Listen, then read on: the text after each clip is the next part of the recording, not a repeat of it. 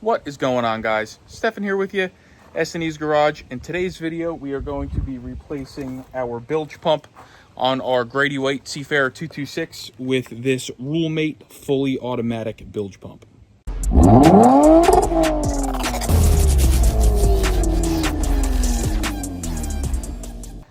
Now, once we get up into the boat, I'm going to show you why we're replacing it. The setup that is in this boat is very antiquated. It's got an old float switch and an old manual bilge, and there's two separate components that can potentially fail, and one of them actually has. The automatic float switch does no longer work, and the bearings in my bilge pump are shot. The thing sounds like hell.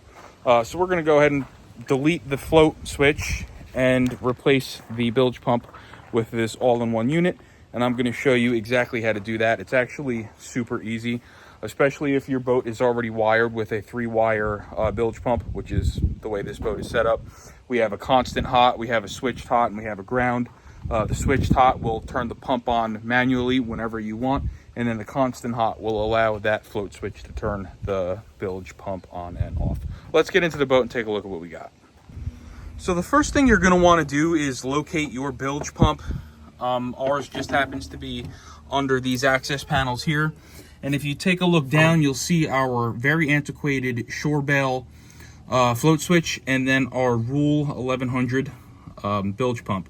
Now, there's a little switch here on the side of this unit, and when you press it,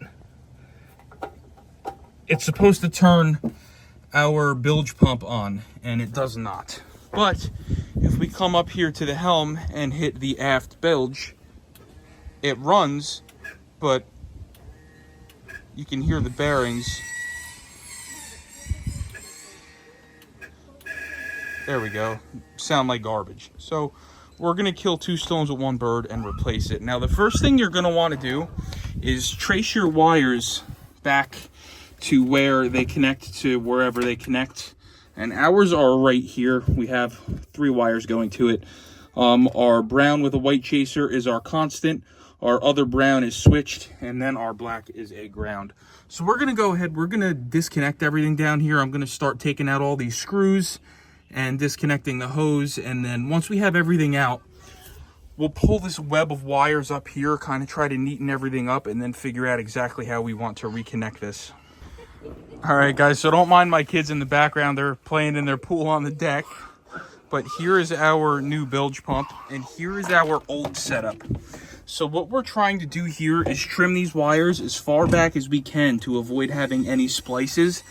So from what I can see, I'm probably going to want to cut right about here where these splices are, and that should leave me with enough wire on the bottom of this pump to then go ahead and bring it up into this area. But before I do that, I'm just going to go ahead, I'm going to unscrew that old pump gasket, or basket, sorry, and I'm going to screw this one in, and I'm going to make sure that I have my pump facing this way, because that is the way that my hose goes. It goes out from the side. All right, guys, so we have our 3 wires here cut from the boat. This is from the Grady White. I have a diagram on this. I'll drop it in the video right now, actually. This is the wiring diagram for this boat, if you happen to have one of these. Now, where it gets kind of convoluted here is the white chaser wire is going to connect to the solid brown of the pump, and then the white chaser on the pump is going to connect to the solid brown here. So it's kind of backwards, but I'll show you where we're at once we're done. Now, anytime you are using any type of connections here in a boat, you always want to use some heat shrinkable or watertight connections. So we use some heat shrink butt connectors here. And now we're just going to go ahead and test the operation of this. So basically, we have a ground connected to it. We have constant power, and then we have switched power. So if I go ahead on the side of the pump, there's a little red button. If I go ahead and hit that,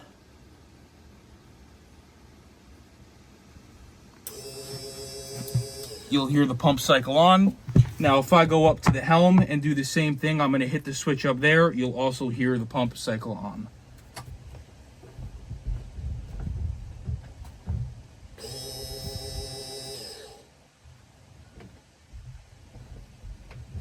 So we have it wired correctly.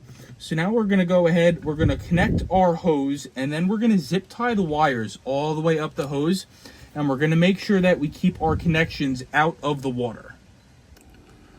All right, guys, and in the end, this is what your finished product should look like. We have our Mate automatic bilge pump installed.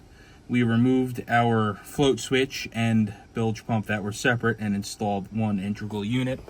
And we just went ahead and neatly tucked our wires up over here with a zip tie, and we are good to go. So now we can go ahead, put our covers back on the portholes, and go out on the water.